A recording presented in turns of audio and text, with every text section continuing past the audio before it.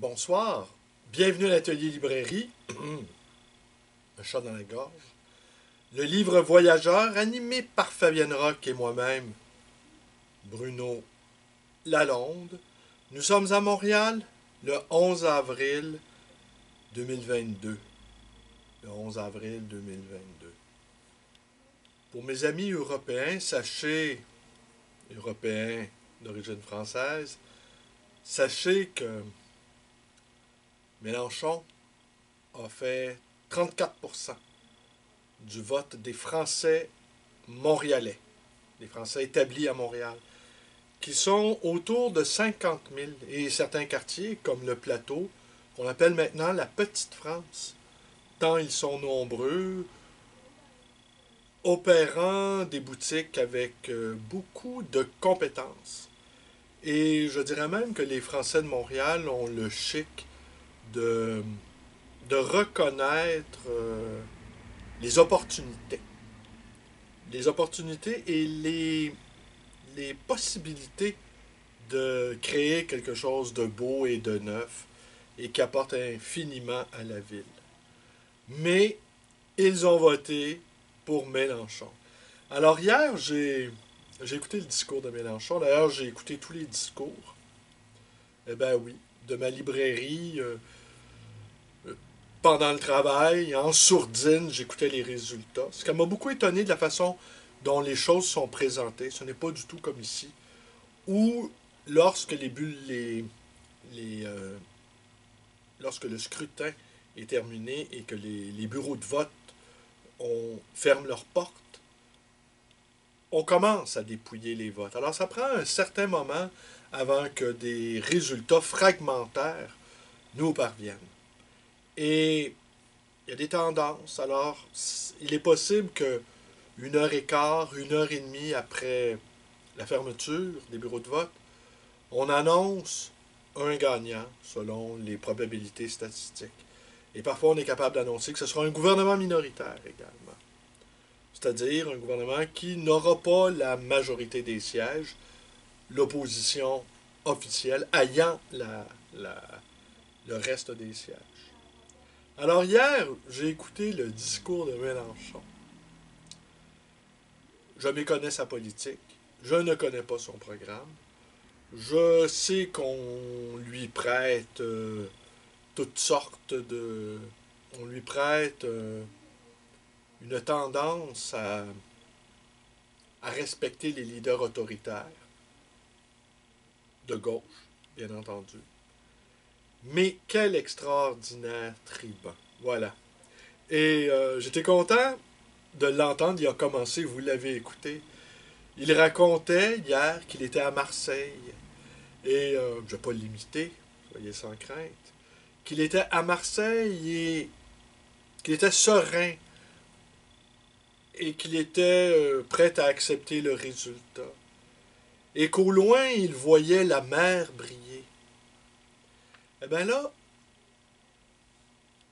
et après, bon, ben, il a enchaîné, après avoir été bucolique, avec une poésie maritime, dirais-je plutôt. Alors il a enchaîné et au fur et à mesure que son discours s'articulait, sa voix enflait, il a commencé à tonner et eh ben, il a invité son lectorat à ne pas donner une seule voix à Marine Le Pen. Et, je, et là, il l'a répété 4 fois parce que lors de la dernière élection, il l'aurait dit du bout des lèvres. Et là, pour être bien sûr d'être entendu, il l'a répété 4 fois. Mais la politique française, pour moi, me fascine. Mais c'est pas... Je voudrais revenir à Marseille. Et la mer qui brillait au loin. C'est une métaphore plus recherchée que ça. Eh bien, moi, j'ai lu... Eh ben voilà, on arrive aux lectures. J'ai lu et j'ai retrouvé ce livre dont je vais vous parler ce soir. Charles Reznikov, de l'école des objectivistes américains, avec Zulawski et George Open, et qui était adoubé par Ezra Pound, dont On va y venir, dira Pan, dans les prochaines semaines. Et William Carlos Williams. Donc, je me suis porté acquéreur aujourd'hui d'un livre de William Carlos Williams, qui me fascine beaucoup. Alors donc, j'ai ce Charles Reznikov, j'en ai parlé au début de cette séquence lazaréenne, en vous montrant ce livre, publié en 1968, à compte d'auteur, à 200 exemplaires, payé une cinquantaine de dollars sur Abibook. J'étais étonné, ça m'étonne encore en fait. Et By the Well of Living and Seeing and the Fifth Book of the Maccabee. Alors, imprimé, non, pas en 68, imprimé à New York en 1969. Alors j'ai lu la traduction française. Dans le train, nous conduisant de l'année dernière, en août 2021, dans le train nous conduisant de Nîmes à Marseille. Alors donc, j'ai vu la fameuse mer de Mélenchon. Mais la poésie, ça se lit lentement. Et le trajet était quand même de quelques heures. Alors donc, j'ai pu aisément lire le recueil de poésie. Et fidèle à mon habitude, quand je lis de la poésie, je la lis lentement. Et de temps à autre, je posais le livre et je regardais le paysage défiler sous mes yeux. Magnifique pays, la France. Et j'observais tout autour de moi les autres passagers. Et Fabienne, elle, de son côté, poursuivait ses lectures aussi. Alors, dans mon esprit, la poésie de Charles Reznikov est associée à la Méditerranée. Même si c'est un New-Yorkais qui a passé sa vie à New York, pour moi, c'est associé à la mer scintillante. La traduction, elle est d'André Markovitz. André Markovitz, vous le connaissez, c'est le traducteur de Dostoïevski, entre autres. Je n'ai pas lu la nouvelle traduction. J'ai lu cependant la version ancienne. On aurait transformé, semble-t-il, Dostoïevski en auteur classique français. J'ai compris que Markovitz avait rendu le côté terreux de la langue de Dostoïevski. Une langue terreuse, rugueuse. Semble-t-il, n'était pas un styliste. Il ne se préoccupait pas de faire de jolies phrases, contrairement à Tourgueniev, par exemple. Mais il avait le souci, vous le savez, de rendre la densité et la finesse des personnages, la psychologie, et la description de scène aussi, des interactions entre les personnages. Son génie était une sorte de génie intuitif, capable de percer à jour les dessous, les dessins les plus inavouables de la psyché humaine. Et qu'il osait s'aventurer là où très, très peu d'auteurs ont osé s'aventurer. Sans doute, la lecture de Dostoïevski, dans les temps extrêmement troubles dans lesquels nous nous trouvons, pourrait être une précieuse aide ou bouée de sauvetage. Parce que dans la lecture de Dostoïevski aussi, on peut y trouver, éparses ici et là, des éclaircies, des possibilités, non pas que de rédemption, parce que la criminalité qui est présente dans les livres de Dostoïevski côtoie également la possibilité d'une sainteté, d'une rédemption, d'une rémission même, la possibilité que le mal soit enfin rédimé. C'est pour ça aussi que ça fait de cet écrivain quelqu'un qui dépasse le genre.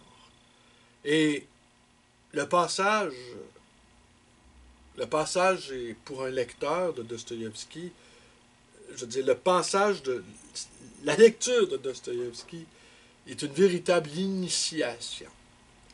Georges Steiner disait que, au fond, il y avait deux tendances de la littérature russe. Et la première illustrée par Tolstoï et la deuxième illustrée par Dostoïevski. Et qu'au fond, il fallait d'une certaine manière choisir son camp. J'ai pratiquement tout lu Dostoïevski et j'ignore pratiquement tout de Tolstoï. Certains titres de Tolstoï font partie de ma vingtaine de titres de regrets, des regrets de lecteur. Jamais trop tard pour bien faire. Il me reste une vingtaine de titres à lire pour dire que je n'ai plus de regrets de lecture. Mais les regrets nous sont nécessaires. Les regrets sont liés également au désir. Alors, ne nous débarrassons pas trop vite de nos regrets. Peut-être sont-ils l'un des aspects les plus intéressants de notre personnalité. Quant à Markovitz, je lis assidûment sa plateforme Facebook depuis plusieurs années. Et depuis le déclenchement, depuis l'agression russe en Ukraine, il est pour moi le témoin indispensable, le commentateur le plus engagé, car outre le fait qu'il nous livre des informations factuelles, il nous fait rendre aussi tout le ressenti qu'est le sien au terme de description d'une guerre abominable avec des exactions sans nom. Et il y a des accents presque bernanociens dans son écriture. Il y a quelque chose de prophétique. Les images qu'il utilise, elles sont parfois insoutenables, comme ce tank crématoire. Alors, un immense tank crématoire qui brûle pendant qu'il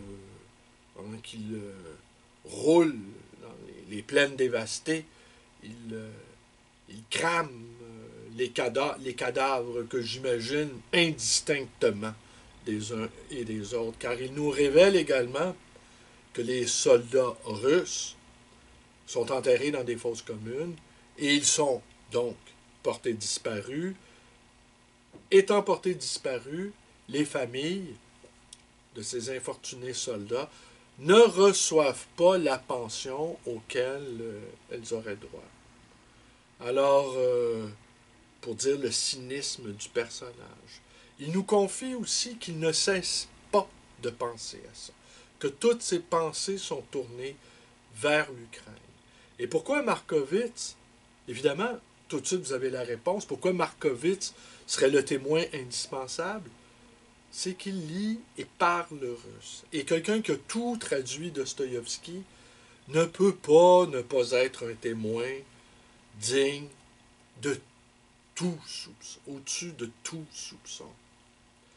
Alors, je dirais même que je le lis presque religieusement. Il fait paraître de longs commentaires aux 2 ou 3 jours. Et ce qu'il dit aussi, entre autres, pour résumer un peu sa pensée, c'est qu'au fond, le bloc occidental souhaite bien administrer une sévère leçon à Poutine, mais il ne souhaite pas le voir quitter ses fonctions. Intérêt oblige.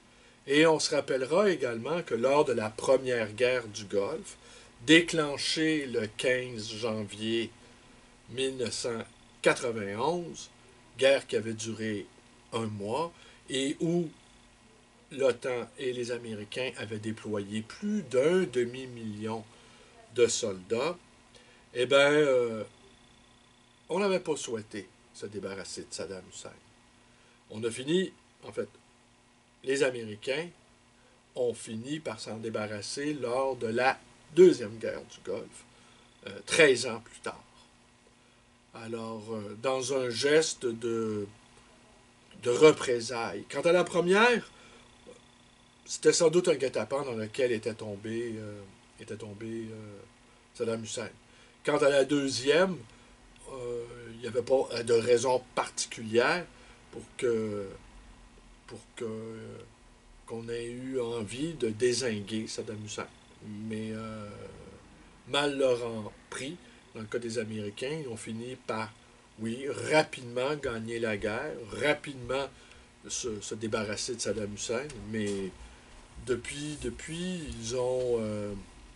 ils ont végété pendant 20 ans en Afghanistan. Mais on comprend aujourd'hui, suite à leur départ d'Afghanistan en août 2021, que c'était pour mieux se redéployer autrement, que le véritable enjeu se déplaçait du côté de l'Asie, du Pacifique. Alors donc, tout ça pour vous dire que à la source du vivre et du voir de Charles Reznikov, cet été, en France, envoyé, j'ai conservé le ticket d'achat acheté à la librairie Masséna à Nice, j'ai la date, le 19 août 2021. Dans cet exemplaire aussi, le fils de Fabienne m'avait donné une photo de Fabienne, toute jeune fille, à l'âge de 20 ans, absolument magnifique, que j'avais inséré dans le livre. Alors donc, c'est un livre où on y retrouve un ticket bancaire, une photo de mon amoureuse lorsqu'elle avait 20 ans, et un nom, Dimitri Kirtov, car c'était une toile de Dimitri Kirtov qu'on retrouvait sur les murs de l'hôtel où nous avions logé pendant quelques jours sur la rue Delambre, l'hôtel Delambre. Et ce Kirtov avait remporté un prix très important de la ville de Paris. Un beau tableau, mais mes recherches n'ont absolument rien donné. Alors, si jamais il y a quelqu'un d'entre vous qui savez c'est qui Dimitri Kirtov, eh ben, n'hésitez pas à me le faire savoir.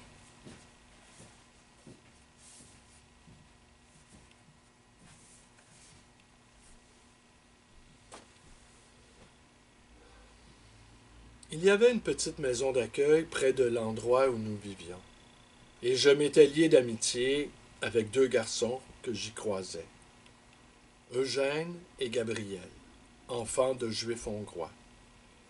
Tous les trois avions ceci en commun, nous aimions écrire. Ce qui pour nous, qui étions encore au lycée, signifiait surtout lire. Le père d'Eugène avait un magasin dans lequel il vendait, aux pompiers, des chemises de flanelle et des sous-vêtements de laine. Des années auparavant, il les avait vendus comme colporteurs devant les casernes de la ville.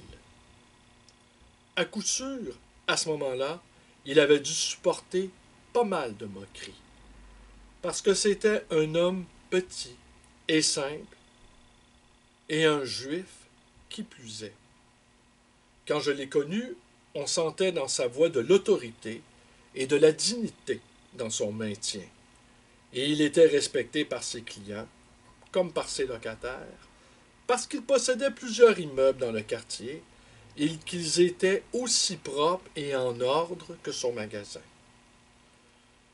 S'il faisait beau, je trouvais généralement Eugène assis devant le magasin, pendant que son père étendait la flanelle sur le comptoir pour les chemises qu'il vendait, couche après couche, et qu'il la découpait en suivant le patron. Eugène et moi, dehors, nous parlions poésie. Surtout de la poésie des hommes nouveaux pour nous. Francis Thompson, Arthur Symons et Ernest Dawson. Ils ne faisaient pas partie de notre programme d'anglais, et Eugène et moi nous sentions supérieurs de les lire, et nous étions fiers de nous-mêmes parce que nous aussi, nous écrivions des vers et essayions de nous faire la main sur des sonnets. Et le confectionneur français, Austin Dobson, à commencer par lui, était très bon pour ça. Gabriel était plus âgé que nous, un garçon sarcastique, mais il en savait beaucoup plus que moi, et il était si généreux de tout ce qu'il savait, que je l'écoutais humblement, et ne prenais pas en mal ses sourires et ses piques tranquilles. Il avait lu beaucoup de poésie, surtout les élisabétains et les poètes métaphysiques, et adorait la virtuosité de leurs discours. Ses propres vers, juste une gymnastique de son esprit agile, étaient pleins de retournements soudains de la pensée, trouvant leur équilibre dans les nécessités de la rime et du maître régulier. Il se faisait une fierté de la vitesse à laquelle il les concevait et ne gardait jamais rien de ce qu'il écrivait, sauf ce dont il lui arrivait de se souvenir, et n'y repensait que rarement. Ses parents, à l'inverse de ceux de Gênes, étaient pauvres et vivaient dans une maison sombre, un appartement sombre. De derrière, je pouvais voir les cours inégalement pavées et les fenêtres innombrables des immeubles encombrés de fils, toujours chargés de linge. Parfois sa mère ou sa belle-mère, une femme robuste, au visage triste, sortait d'une chambre obscure, qui n'avait ni porte ni fenêtre, mais juste une tenture à l'entrée. Au bruit de nos voix joyeuses, ou bien elle quittait la pièce principale, où elle s'asseyait, et observait la rue miséreuse en contrebas, pour nous regarder et repartir sans un mot. Je voyais aussi parfois le père de Gabriel, un homme robuste, aux vêtements miteux, qui disait à voix basse quelques mots à sa femme, et jamais à son fils quand j'étais là. Je me disais qu'il devait pousser une charrette, ou faisait même quelque chose de plus humble, comme colporteur avec un panier, parce que son fils, malgré son sourire quand il parlait du travail de son père, semblait anxieux de le cacher. Gabriel m'avait montré où acheter des livres d'occasion. Et les samedis, nous allions d'étal en étal. Il ne savait rien de regarder des livres qui coûtaient plus de 25 cents. Nous avions rarement plus de 20 cents à dépenser. Malgré tout, nous nous arrangions pour acheter un volume poussiéreux, à l'odeur douteuse. Nous feuilletions beaucoup de livres de sermons et beaucoup de poésie.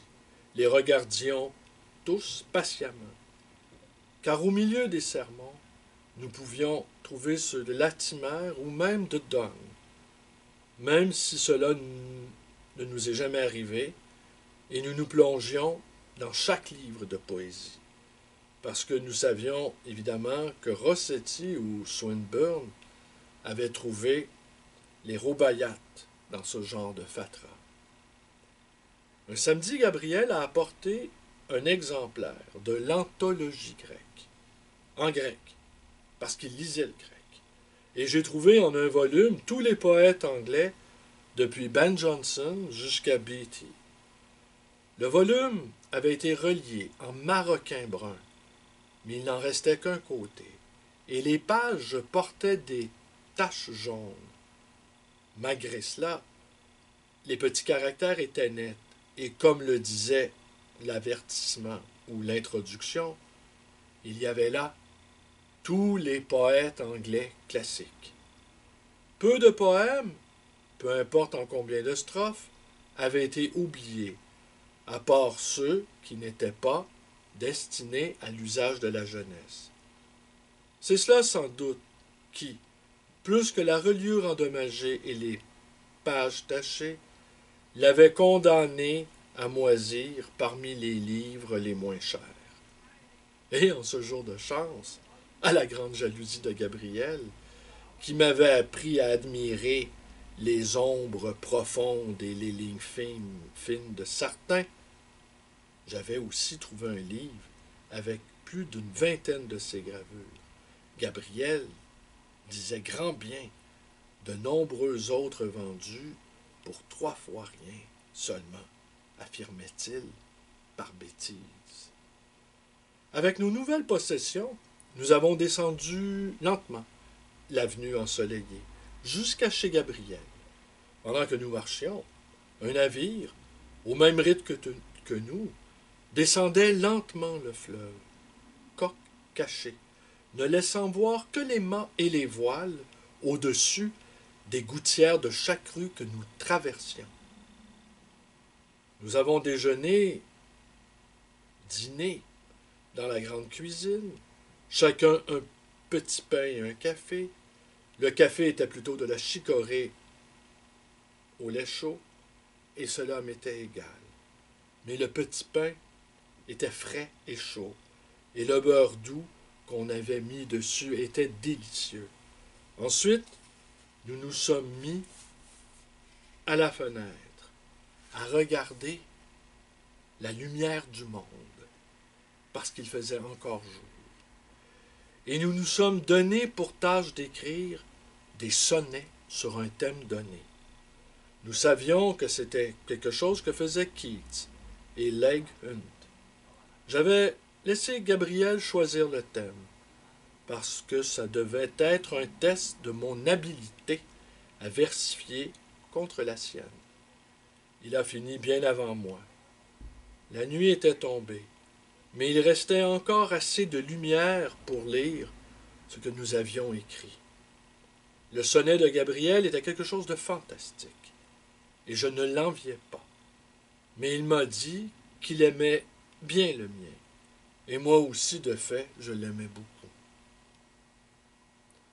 Un soir, alors que je n'avais pas revu Gabriel depuis des années, et que nous étions devenus des hommes avec des métiers sérieux et désagréables pour gagner notre vie, j'étais à une station de métro où il est aérien, dans un quartier où je n'allais que rarement. Il était tard la nuit, et le train mettait du temps à arriver. L'air froid de l'extérieur était plus agréable que l'air renfermé de la salle d'attente, et je déambulais, perdu dans mes pensées, écoutant mes pas grincer sur la neige toute fraîche. Il y en avait bien 1 pouce d'épaisseur sur les planches de bois étroites.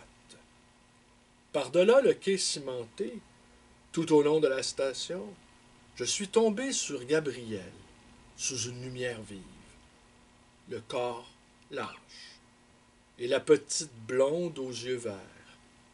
Il y avait une assez jolie femme avec lui. Il se parlait avec familiarité, mais sans grand intérêt pour ce que disait l'autre, comme mari et femme peuvent parfois se parler. Il m'a regardé un moment avec froideur, puis il a détourné les yeux. Je me suis retourné lentement, et sans m'approcher, j'ai attendu le train. À la source du vivre et du voir, Charles Reznikov, traduit de l'américain, de l'anglais, des États-Unis, par André Markovitz, et c'est publié aux éditions Une. Alors, je vous remercie d'être avec moi. Portez-vous bien. Et à demain. Demain, je vous promets quelque chose de différent. Je ne vous en dirai pas plus, mais ça va être une vidéo tournée ailleurs que dans la librairie. On verra ce qu'on verra. Merci.